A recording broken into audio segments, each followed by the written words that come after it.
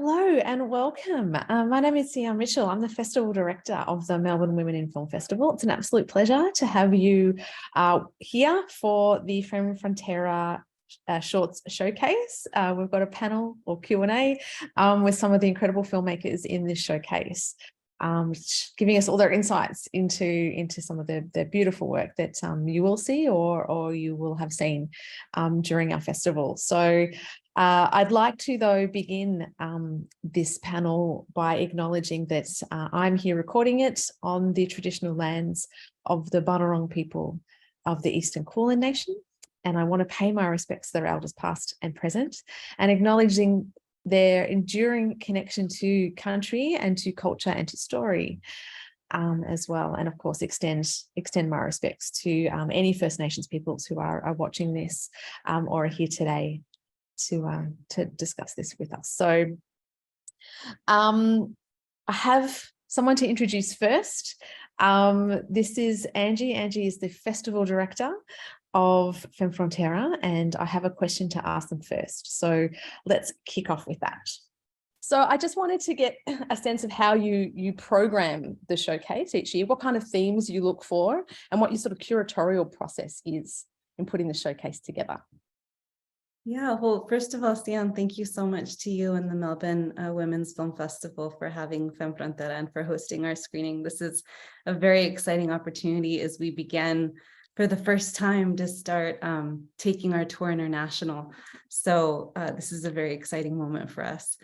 So yeah, to answer your question, Femme Frontera, first of all, we're an organization that advocates for the amplification of women's films from all over the world, specifically from border regions around the world. And for us, it's been a very important mission, not just a film festival that we host every year, but rather an opportunity to screen films that sometimes don't often get programmed, and to be able to share all of these incredible voices and do so with other films that are similar, even, across borders around the world. So it's very exciting for us. As far as our curatorial process goes, we receive around 100 submissions a year.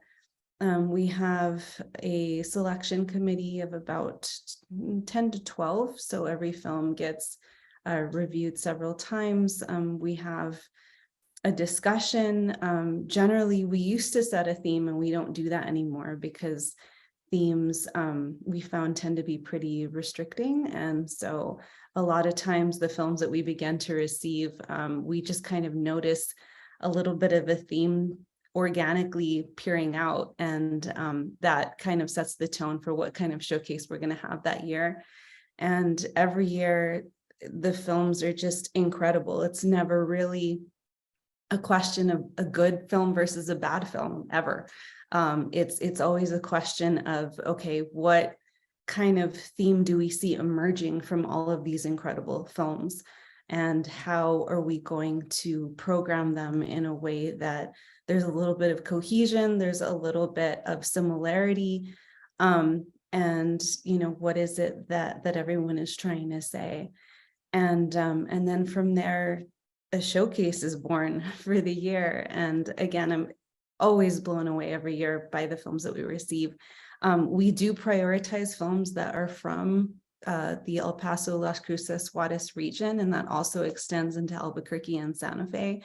And so we always want to prioritize films from these regions. And then from there, we begin also bringing in films from all over the world. And so for us, it's always been really important to curate a program that is inclusive of so many different voices and different perspectives, but always from the focal point of women and non-binary filmmakers.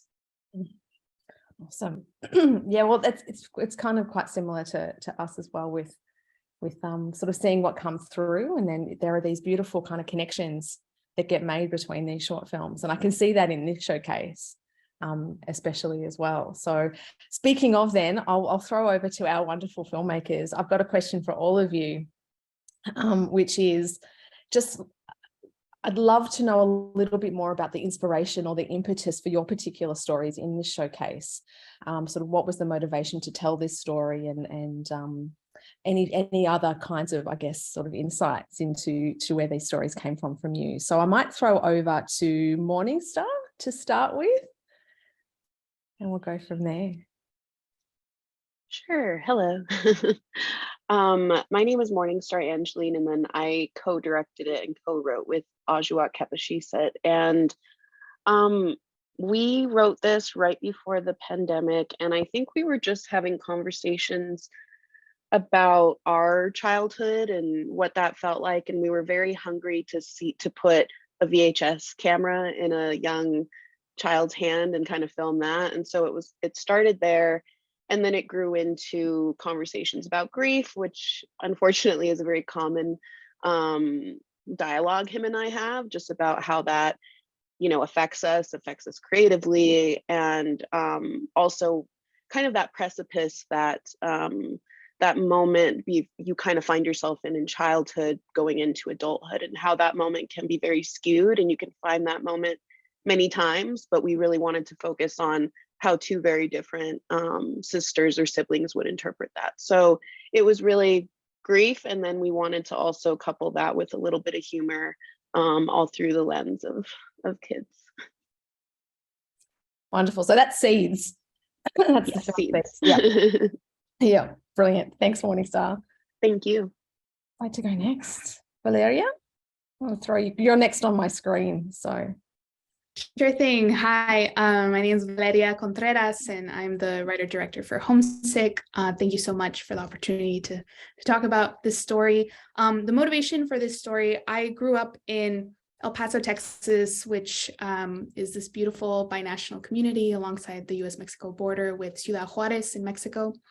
And these two cities, as you'll hear from many of us on this call, kind of have this beautiful relationship where people cross back and forth all the time for school, work, family, lots of reasons. And during the pandemic, there was border restrictions that impacted people all over the world, and it happened here too in this community. And it was just this really sad time where, especially downtown El Paso Street, which is featured in the film, also in the image behind me, it's always been this corridor that connects both communities, and people can walk across, and it became a ghost town. And it was very sad to kind of see how this community was suddenly separated, especially for people who don't have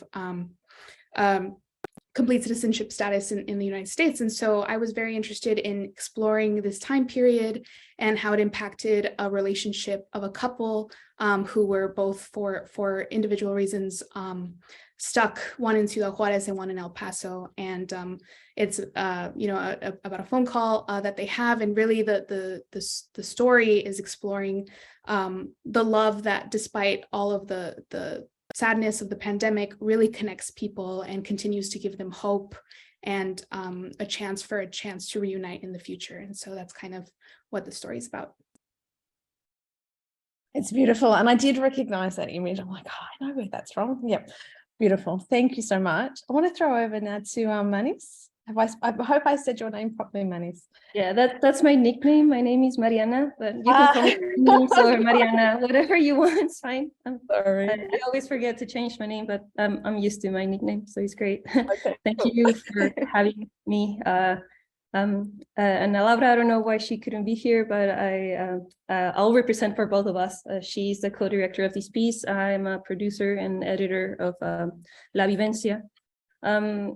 I think like the motivation for me was just to explore like the borderline identity. I grew up in Chihuahua, Mexico, but I left at 17 to the United States. And then around like 22, I moved to Ecuador. So like I've been immigrating a lot. So that kind of like brought out a lot of questions of like where I'm from, like what do I do with like this? Like when I'm in the US, like Mexicans don't think I'm Mexican, and like when I'm in Mexico, like they don't think I'm from the US. So like I have a lot of like these questions that I keep constantly asking to myself, like where do I belong in this like sense of borderland identity? So yeah, for a while I was feeling like that, and I still feel that way sometimes. So I have this constant eagerness to find people that I can relate to and I can learn from. So I like to find like the different circumstances that we encounter ourselves on these like borderland like idea, because through the whole time I always question, historically we used to not have a border wall, but now we have it, and it was like updated in the 90s. So just finding this place of a small town that only 7 people live on, with no wall in the U.S. Mexican border, just made me like reflect on like, oh wow, like we were always being together, but there's just this physical, political, socially like thing that keeps us separated. But somehow the the society from these two worlds, these two regions, they still pull each other's feet to be one. So I think that just like motivates me to just keep finding other ways to look at the border and other ways to like understand these identities as well, and how also like immigration and people can keep influencing and keep finding an evolution of how we are on this borderland in general. Like I'm not only talking about Chihuahua and Texas, like through my whole research to make this piece, like visiting different types of diverse border entries and ports of entries, just like made me realize that each one of them are different, but you still deal with the same thing of coming back and forward and not being from the two places at the same time, but still being from that place at the same time. So yeah, I hope that answers your question. It does. Thank you. And for all of these responses, I have so many follow-ups that I want to be asking, but I'm going to wait until we hear from everybody. I'm going to throw over to Sara now. Thank you so much.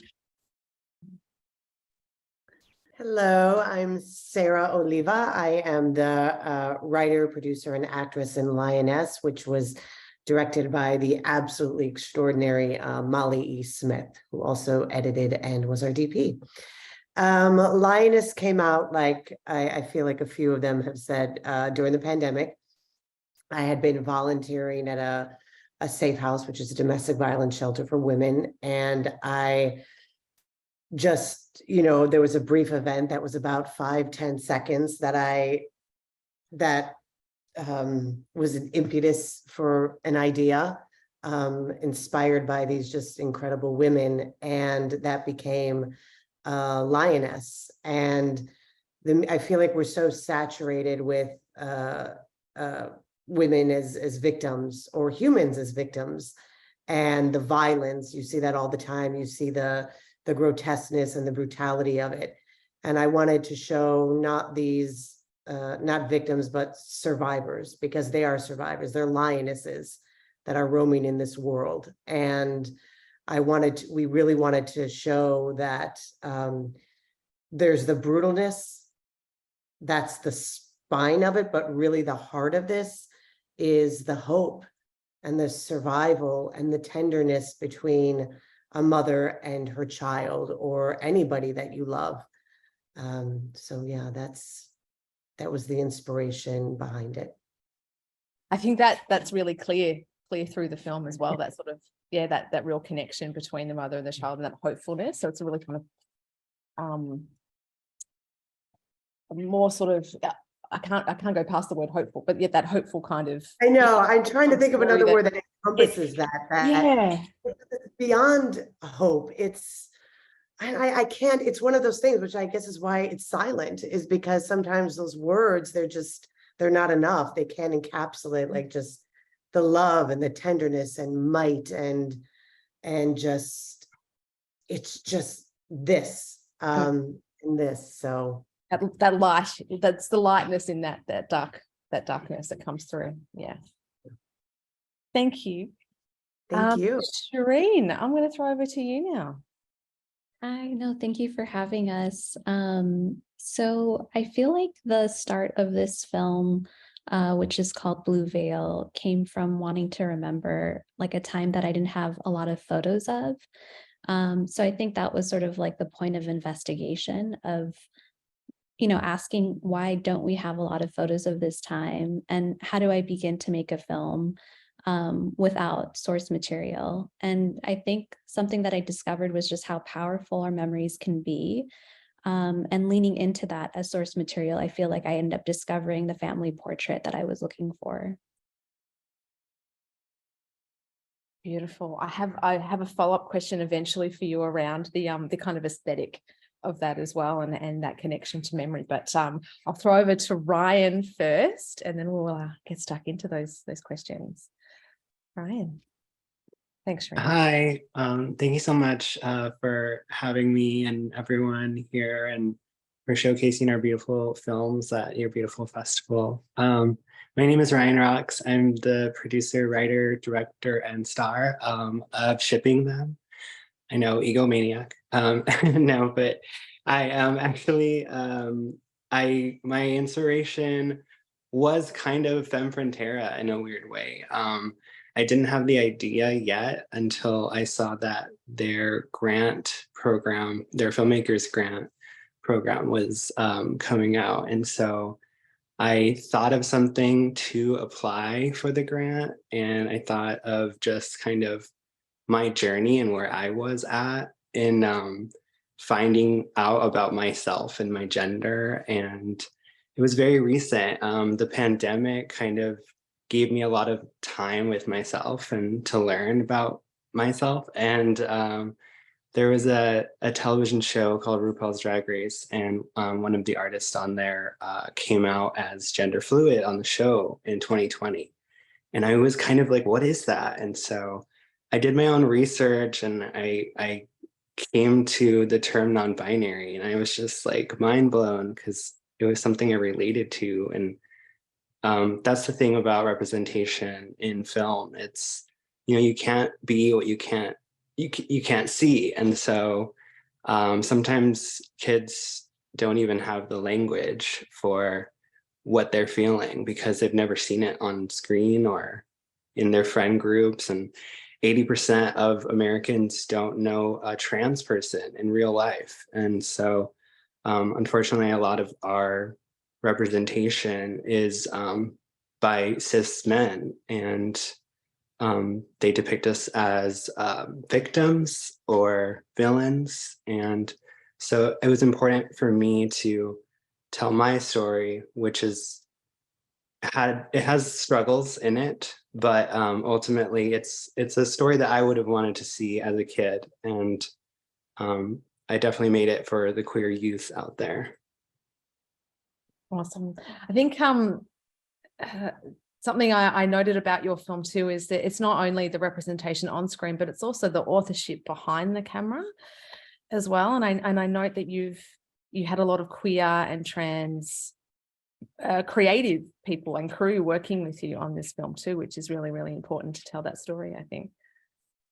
Yeah, we had multiple trans and non-binary actors and crew, and that's another thing is like we're not allotted the same opportunities that a lot of people are. And I wanted to show as many of my friends that, look at all of us, like you wouldn't even know just seeing us on screen.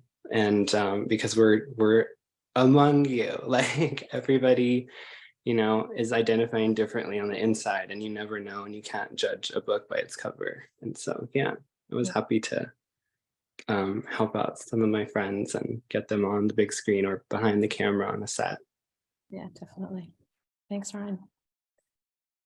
So I'll move into this sort of, I guess, the next section of questions around some of the stuff that you've just spoken about. But with our festival this year, we did program to a theme, and this showcase fits in perfectly. Our theme is connections, and it's, I guess, purposefully broad and can be interpreted in many ways. But a lot of, I guess, what you've just spoken about in terms of your films are really about that kind of different ways of connecting, and also disconnection as well. So not feeling like you're sort of perhaps connected to a home or a place.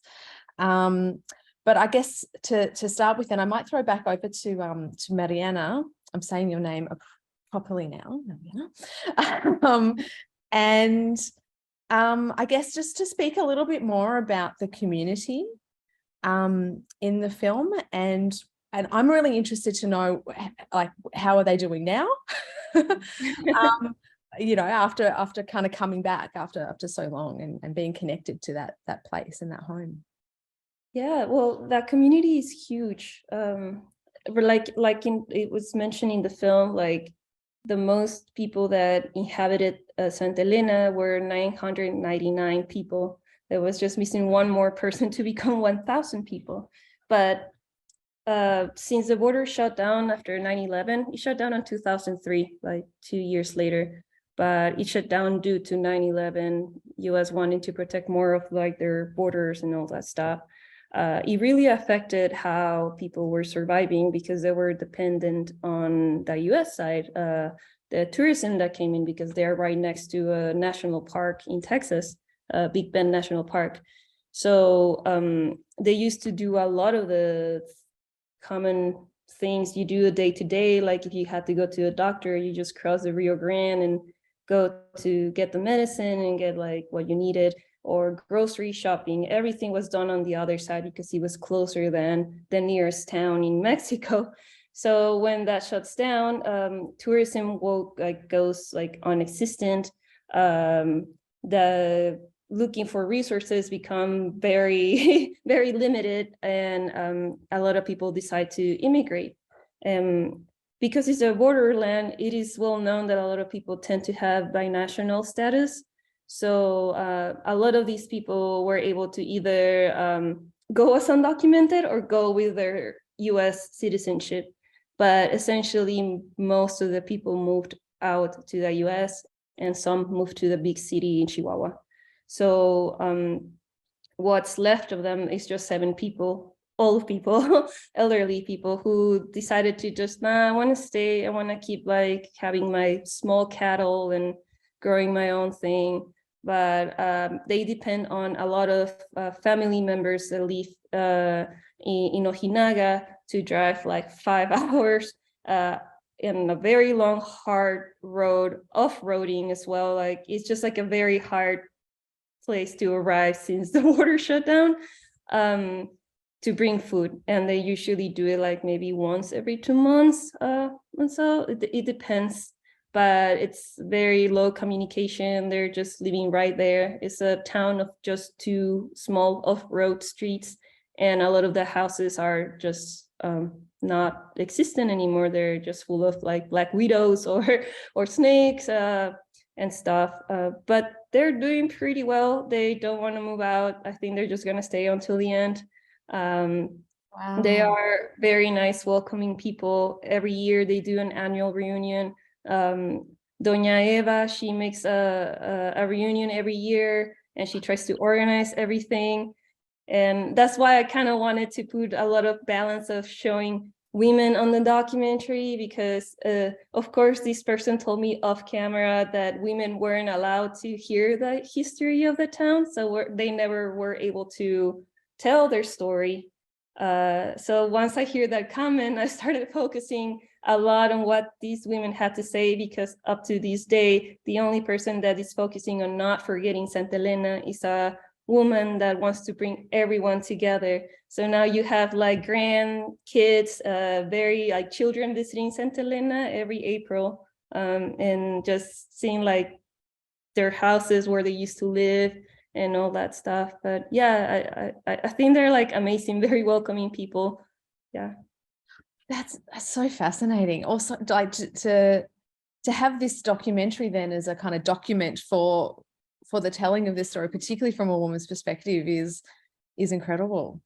Thank you so much, Mariana. That's really fascinating. And I guess thinking about documenting memory, then that kind of brings me to a question for both Shireen and Morningstar, actually, because I see some interesting connections between your films around the kind of nostalgic object of a VHS and of cassette tape. I think it's of my childhood also. in the 80s especially. So I'm just wondering, I guess, maybe Morningstar, I'll start with you with this question, but just discussing, I suppose, the connection that you see between that nostalgic kind of object, the visual aesthetic that it gives the film as well, and that connection to memory and documenting memory. Just wonder if you can comment on that. Yeah, definitely. Thank you. I remember when we were having conversations about the look and the aesthetic, we definitely wanted it to be kind of a separate point of view. You know, like when we're in the VHS, we're very clearly from Loretta's perspective. And so that was very important as, you know, a connector to try to get into her head faster, because we only had, you know, 10 or so minutes. And I think also selfishly, we wanted to, I think we're hungry for, we definitely wrote these characters as Native and Latina, but I definitely wanted within Native cinema, we haven't quite seen, you know, films from us in the 80s or 70s or 90s, like it's so minimal. So I think a big motivating thing was, okay, let's shift that and go back in time so that we can insert us in a time that we were very much a part of, but we haven't seen us so much in terms of representation.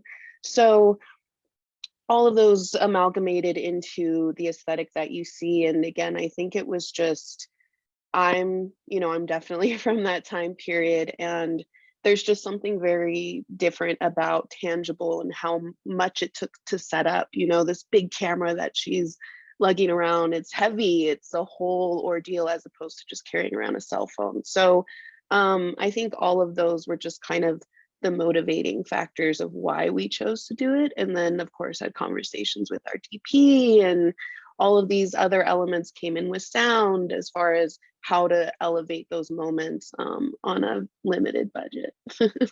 Of course, always dealing with limited. Yes. You brought in sound too, so I might go to Shireen for the same question, because I think that there's obviously a very, very strong connection between both the visual and the auditory in Shireen's film as well. Thanks, Marista. Yeah, for me, I would say that I think the answer just sort of came like from an autobiographical place. So I didn't have access to, you know, a lot of photos after a certain period that I was exploring. So I had to look for alternative entry points to the past. And what I did have was a lot of like records and cassette tapes that my parents made. A lot of them were like homemade tapes as well that they would make for each other. And they would carry like the music of their countries of origin. So it also held their migration stories. And I felt like that was so much more powerful than I think visual, because there is just so much that music can do in terms of unlocking memories. Definitely. There's these sort of auditory or musical cues that kind of bring back these moments, almost like, you know, they say that happens with smells and stuff as well, but I think that with sound and with music it can be so powerful, and you kind of embody, I guess, those moments as well through those memories. Thank you. All right, I'm going to maybe throw over now to Valeria. We haven't heard from you in a while, so let's throw over to you with this question. Kind of goes back a little bit to, I guess, to what Mariana was talking about too, but I'm wondering how, with Homesick, how you think that your film challenges some of the typical media coverage of the border, or can speak to that. Yeah, thank you for the question. And part of what the typical media coverage of the border is usually, and it's sort of what drove me to make films to begin with, is that unfortunately a lot of media coverage, whether it's movies, the news, really focuses on spotlighting the border as a place of violence or a center of like separation and kind of these negative perceptions of the border. And so I was really interested with Homesick and also all the work that I pursue is to really broaden perceptions of the border and explore stories that are not about violence, but really about love. And I loved what you said too about that you're interested in stories about connecting, because Homesick really is so much about these two communities that, despite physical barriers or despite whatever the news or movies say about the border, is always trying to connect and always looking for connection through love. And I think it's so important to be highlighting stories like that and really telling the story of the border, which is one of love and one where we really reach for each other to have that unity and connection across borders. And so there's really that. And I also really loved what Mani said earlier too, about the borders. And there's something interesting, because I agree of this sense of you're not really from here, you're not really from there, but growing up in that sense gives you the privilege of realizing that home isn't really a physical place, but it becomes the people that you love. And I think really wanting to explore that through Homesick and highlight that kind of story when so much of it is about violence was something that was really important to me. Yeah, thank you for that, because I've been trying to reflect on what we hear about the border in Australia and the kind of things that filter through to us, I guess, around the world. And it's true, we do kind of get these pictures or representations of the border being this really confronting, violent place that, yeah. And so I guess with your film, it's just so wonderful to have a completely different perspective and one that has that kind of authentic or sense of authenticity to it with the two characters that are separated but together in a way. So thank you. Thank you. Sara, I'm going to go to you now. So with Lioness, so you are dealing with such a triggering topic with domestic violence. So I'm just wondering what sort of, you could probably extend on your introduction here a little bit, but what sort of considerations do you choose to practice while making the film? So, particularly working with a child in that kind of story as well, a child actor. Yes, I mean, we definitely wanted, it was myself and we had a very small crew. There was only about 5 people, the majority women, and it was just in one room. So, not to go back to the disconnect, where is home? It was we really wanted to be mindful of the subject that we were doing, but also because you said we had this Lily Jane, our incredible young actress. We came up against a lot of difficulties because I'm not sure, even talking about, I'm not sure if this has come up, but where we actually decided to shoot at this particular motel, it happened to be, there was a lot of illegal activity, a lot of drug usage. And there were 3 overdoses and only 2 people survived. One was upstairs from us, leaving some children orphaned, and one was a few doors down. And so there definitely was that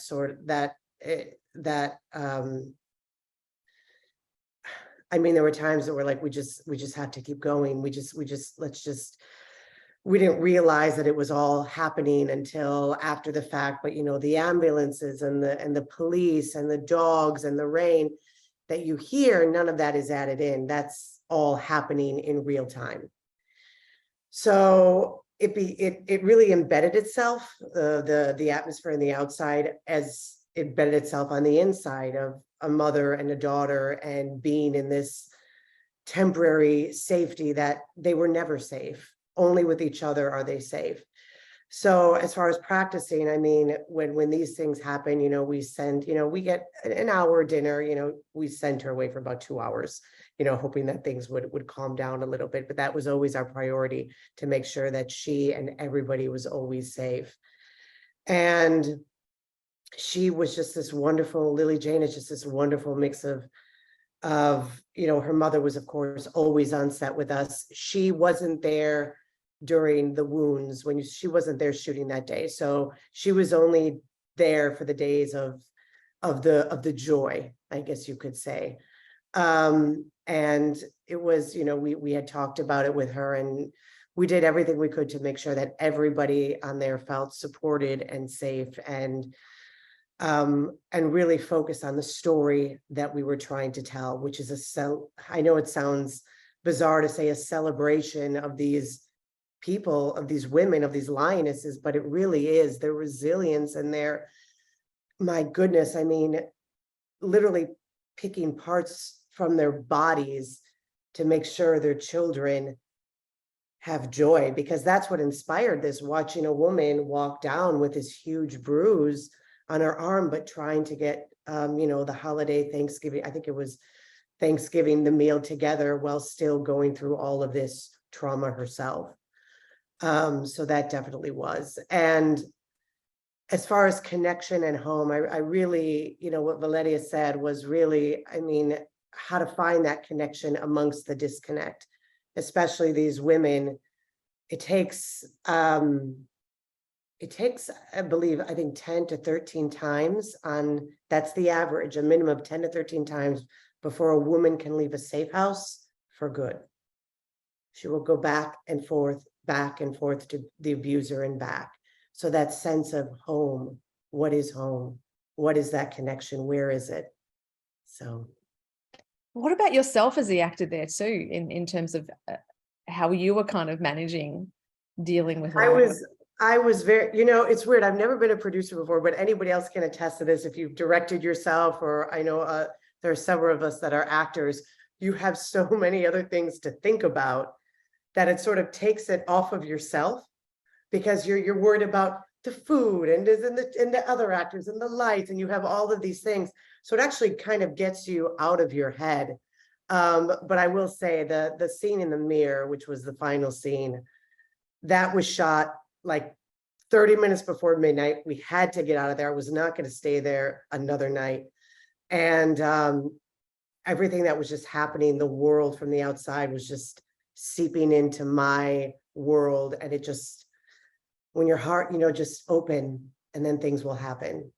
And as far as the little girl, Lily, we didn't, you know, we have a script, but we just played. We improvised. There's so much B footage of us just jumping on the bed and having fun and finding that balance of joy in that darkness. That was really what we wanted to do. Yeah, I think that comes through really strongly in the film. Thank you. So I guess perhaps speaking of acting and perhaps vulnerable positions, I'm going to throw to Ryan for the next question. So with shipping them, it's such a personal story, Ryan, around discovering and exploring one's identity, and which can be a very confronting experience. So I'm just wondering, and this might extend a little bit again on your intro as well, but what was the process of making it like for you, and what did you learn from making the film? Yeah, thank you for the question. I forgot to mention earlier that I ended up getting the 2022 Filmmakers grant from Femme Frontera. And so I feel like, yeah, exactly. I'm so excited. And if it wasn't for Femme Frontera, this film wouldn't have been made. And so I'm so grateful to everyone at Femme Frontera. Yeah, I like to tell people that Femme Frontera basically funded my therapy session, because, yeah, writing out even the grant was like, okay, I'm going to break down all my walls and write like I've never written before. I'm going to write like the most personal story, because if I am completely open, then maybe they'll connect and they'll know that I'm genuinely wanting this grant.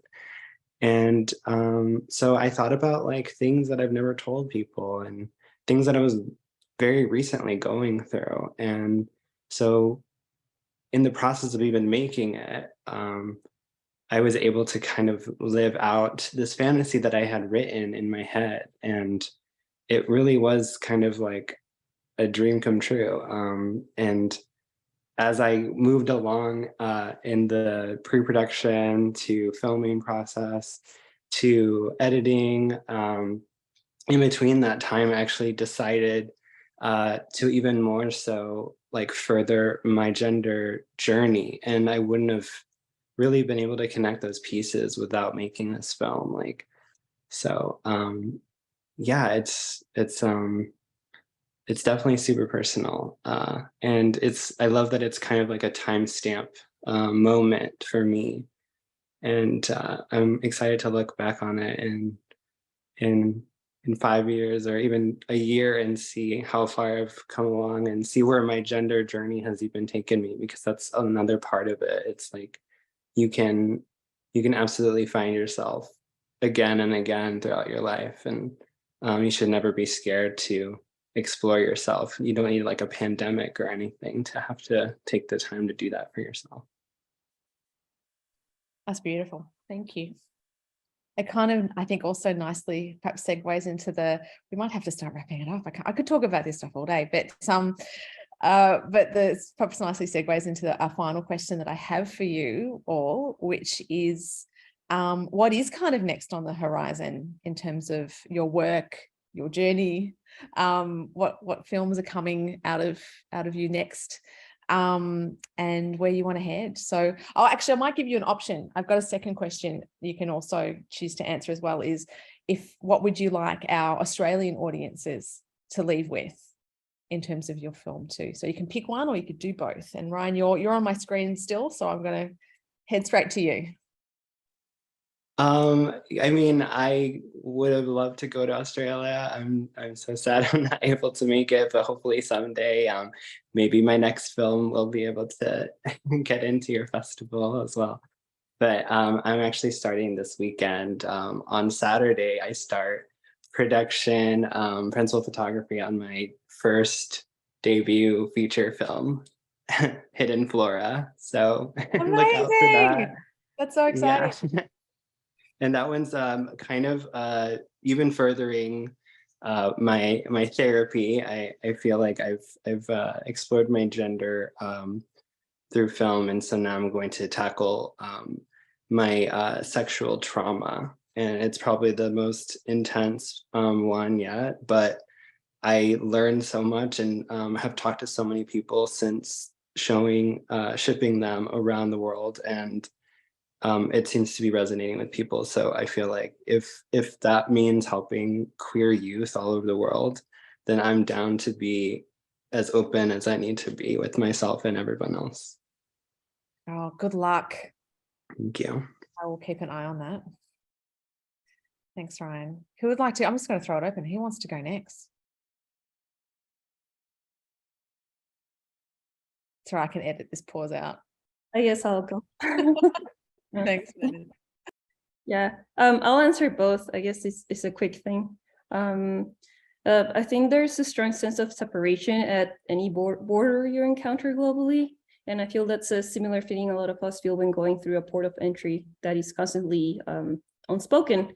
So for me, it's important to show the cultures we're surrounded by that are in constant evolution. I hope that if you're familiar with any type of border crossing or borderland in general, you can find a connection between each place, and that Bi-Vencia can give to you another perspective of what a border can look like, that not all borders have walls and there can still be a community within. As of my future projects, currently I'm working on, I got a small fund for independent fund to create a digital magazine, which is like, I'm gonna do it through social media, that talks about the documentary methodology, where I interview several documentarians on their process and the formats they choose to do that stuff. Some people do archival, some people do animation, some people just work with a lot of ways of creating or recreating like a sense of documentary. So that's a small independent project I'm working with me, and I started to get into a bigger workshop so I can start becoming a showrunner. And I'm gonna start writing like a show for like a mockumentary style for like the borderland. Oh, cool. It's almost two quite separate things, but no, they kind of join up in terms of the idea of documentary in some capacity. So that's yeah, it's just more of like sense of of some fiction, but still kind of there's a lot of things happening within both sides that are kind of surreal, that they're still kind of real things, since like stuff. So that's just nice to add some comedy in it and see how that goes, because we in the border need that. Fair enough. Yeah. Awesome. Thank you. Valeria, I'm going to throw to you. Yeah, thank you. Yeah. I would love to just share with Australian audiences that, you know, this film is all of my heart, and it was really important for me to work with people both in front and behind the camera who also grew up in this community, so that we could share, you know, that experience with people around the world in the most authentic way possible. And really this story, as I said before, it's about love. And it's about hope, and it's about resilience. And I hope that those themes can also resonate with folks abroad, and appreciate that, you know, they're taking the time to see our films. Really, really thank you. And as far as next steps, this was the first short film that I wrote and directed, and I hope to continue to do more. You know, it was really exciting. I'm a producer, and so I've been mostly just producing short films, which many I hope also hit the festival circuit. And so this was the first opportunity I had to write and direct, and I really loved it, and I want to continue doing that. So you know, look out in the future for more as well. So Yes, we will. Thanks, Valeria. Shireen, how about you? Yeah, thank you again for having us. It's been really wonderful just like hearing from everybody and seeing everybody again. In terms of like what I would like to share, I think I really want audiences to know that, you know, they really are all storytellers. If you have the capacity to remember, you can really actually share a lot through story and through remembrance. In terms of what I have coming up next, the short film Blue Veil that was in the showcase was also accepted into the Sundance development track. So I'll be adapting it to like a feature. Fantastic. And I'm really looking forward to working with Femme Frontera this summer, hopefully as like a teaching artist. And hopefully just reconnecting with everybody some more. I want to spend more time with the filmmakers here. Beautiful. Thanks, Shireen. Sarah, we haven't gone to you yet.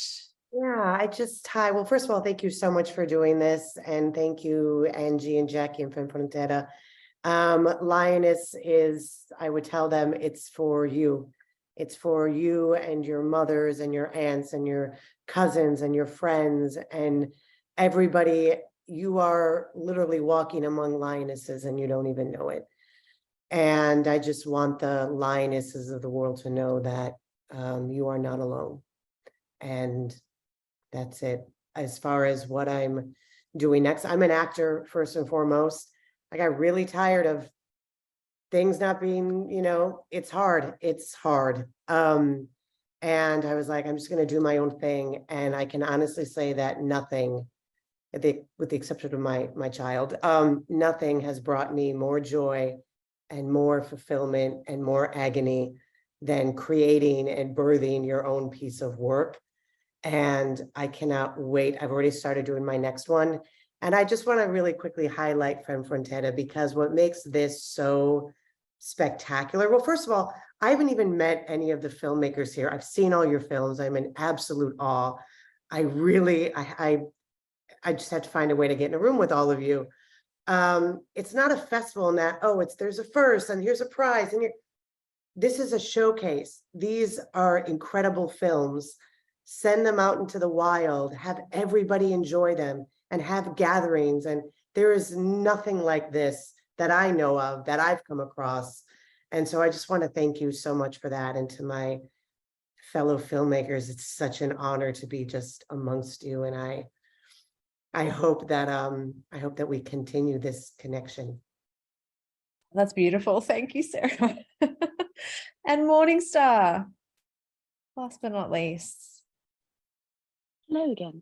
Yeah, thank you so much, everyone. And thank you to all of the filmmakers for just shared space, like you all have said. So I know Ajiwak is also super grateful for the opportunity. I think I think more than anything, we just hoped to make a film that had a little bit of trauma but wasn't traumatic. So hopefully it's more nostalgic than anything and makes you feel love in some way, I think.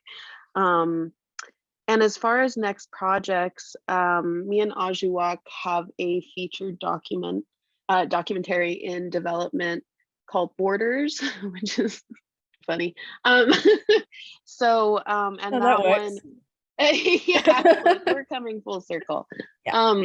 And that one is kind of an investigation into historical complex identities. I'm mixed indigenous, I'm Latinx, I'm also Native, and although I see them as very much the same socially and economically, politically, you know, all of those kind of still keep us very separated. And so I wanted to explore, coming from also a border town, and how that creates borders within myself and within my own identity without speaking from a political or, you know, blood quantum perspective, purely from more emotional experience. And I'm also currently writing my feature, or rewriting my feature narrative film, which is a genre complete 180. It's a genre vampire film, and that one I will be I will be starring in, which is the first time I'm giving myself permission to act in something that I've written. So I'm really excited about that. Yeah. But thank you all again. Oh, look, thank you all. I'm going to shift my screen over to a gallery so we can all just finish up on the screen here. So I just wanted to, yeah, thank you all so much for taking the time to be here to have this conversation. We at the festival in Melbourne just greatly appreciate it so much. And I also wanted to thank Angie and Jackie too. So we didn't introduce Jackie at the start, which is terrible, but so Jackie was the person that reached out to me about this showcase many years ago now, and I really do appreciate it, because I think it's such a beautiful selection of films, and it works so well, you know, obviously for a women's film festival that deals with women and non-binary filmmakers like we do as well, and that it's the first time that this festival has ever done anything like, we haven't had this sort of international showcase before, so I'm really happy that this is our first one that we've done, and I really appreciate the collaboration and to hear a bit more about all of your films. So thank you. I don't know, Angie or Jackie, if you wanted to finish off with any final words as well. Thank you all for being a part of this, and for, you know, receiving that call and making time out of your day and coming together like this. And thank you, Sion, so much for the hard work that you put into the Melbourne Women and Film Festival, and also helping to organize this Q&A. So thank you. Absolute pleasure. Loved it. Thank you all so much. Thank you. Thank you.